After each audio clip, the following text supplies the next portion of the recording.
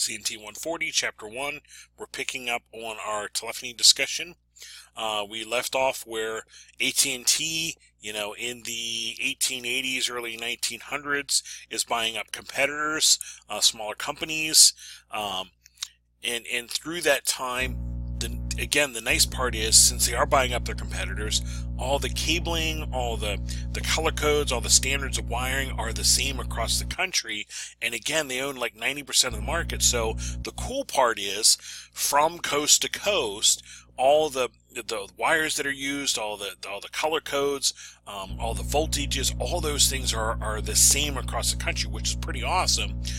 But again, when you only have one phone supplier, they're basically a monopoly, and that does not bode well for competition, prices, and the customer.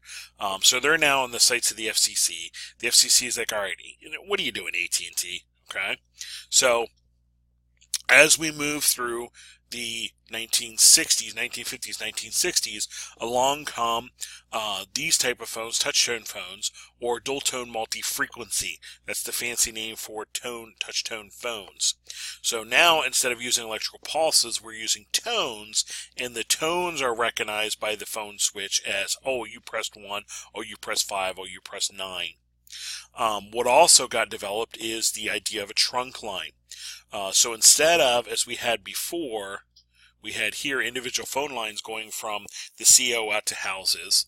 What happens now is a T1 line or a trunk line. One single line goes out to a box in the neighborhood, a slick box, and all the houses in the neighborhood connect to that. Well, you've seen those. If you drive around neighborhoods and so forth, you'll see a small looking greenish, a lot of times, or tannish utility box. Almost looks like a little cabinet sitting out at the corner of a field. All the phone lines in the neighborhood come to that, and we have one trunk line come from there back to the CO, in this case in the form of a T1 line. And now what's happening is this slick box here is multiplexing together all of these phone signals to go across one cable back to the central office, setting up this kind of trunk structure.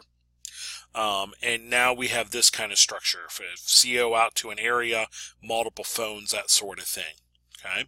Well, I threw this in too because the other thing that started getting developed around this time was companies started realizing, hey, if we're paying for all these phone lines individually, that starts at racking up. And I give a quick example here of if a company has 100 phones at $25 a month, they're paying $2,500 a month in phone bills. Well, a lot of companies started realizing in the 60s, hey, that's a lot of money. Why don't we do the same kind of idea? We'll bring a trunk line into the company, put our own switch here, and all of our phones will connect into it. So what a lot of companies would do would buy their own phone switch called a PBX, Private Branch Exchange. All the phones in the company would connect to it, and only the phone calls leaving the company went across the trunk line out to the CO. So now they might spend about $500 a month for their trunk line, that's about what they would pay for a T1 line. They're saving roughly $2,000 a month in phone bills. Add that up over 5, 10, 15 years, and you easily pay for this phone switch. And that was very, very common to do, and many places did that. These are a whole bunch of names of phone switches that companies would use. Roam, Intercom, Fujitsu, Hitachi, Mattel, Lucent, Nortel. These would be all phone company switches, and they would look something like this. This actually is a phone PBX or phone switch. Okay.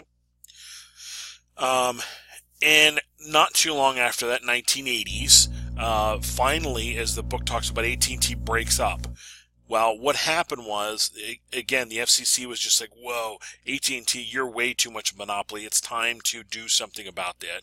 And what happens is, a part of this is at the breakup of, the AT&T is broken into 7 smaller companies. And at the time, you had 9X, you had Pacific Telesis, Ameritech, GTE, Southwestern Bell, SBC, Bell South, and US West.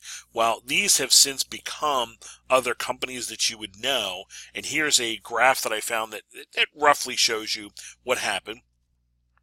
AT&T is broken up into these smaller companies here, and over time, some of these companies have formed their own or their pieces and come merged back with other companies.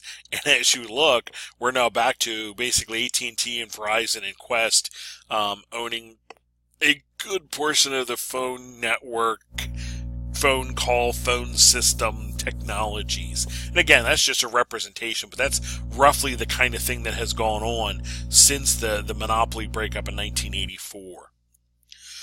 Alrighty. That leaves us a good spot to stop before we move into the next technology.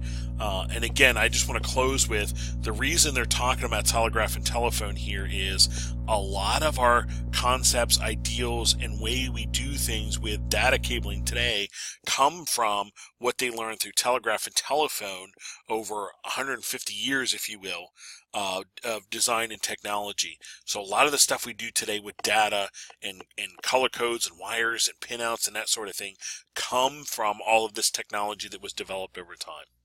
All right, we'll come back with the next technology in the next podcast.